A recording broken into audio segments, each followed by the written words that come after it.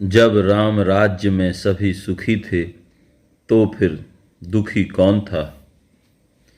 राम राज बैठे त्रिलोका, हर्षित भये गए सब शोका। दैहिक दैविक भौतिक तापा, राम राज नहीं काहू व्यापा। चारों चरण धर्म जग माही, पूरी रहा सपनहु अघनाही। अल्प मृत्यु नहीं कवनु पीरा, सब सुंदर सब बिरुज शरीरा। नहीं दरिद्र को दुखी न दीना, नहीं को अवधु न लक्षण हीना। उपर्युक्त चौपाइयों के अनुसार राम के राज्य में किसी को भी किसी प्रकार का दुख नहीं था। किसी की अल्प मृत्यु नहीं होती थी, कोई दरिद्र नहीं था, कोई दुखी और दीन नहीं था। सभी बुद्धिमान और सुलक्षण थे। परंतु क्या इसके अपवाद स्वरूप भी श्री राम के राज्य में कोई दुखी नहीं था? क्या किसी को कष्ट नहीं था?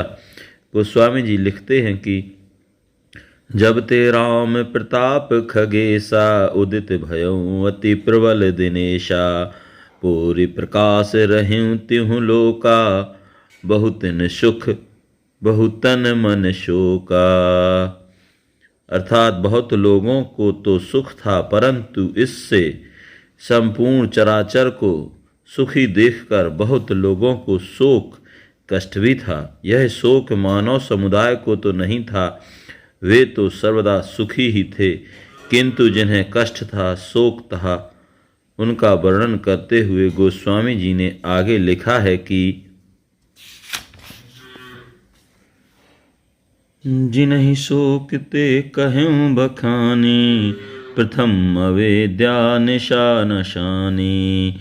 अघ उलूक जह तहाँ लुकाने, काम क्रोध कैरव शकुचाने।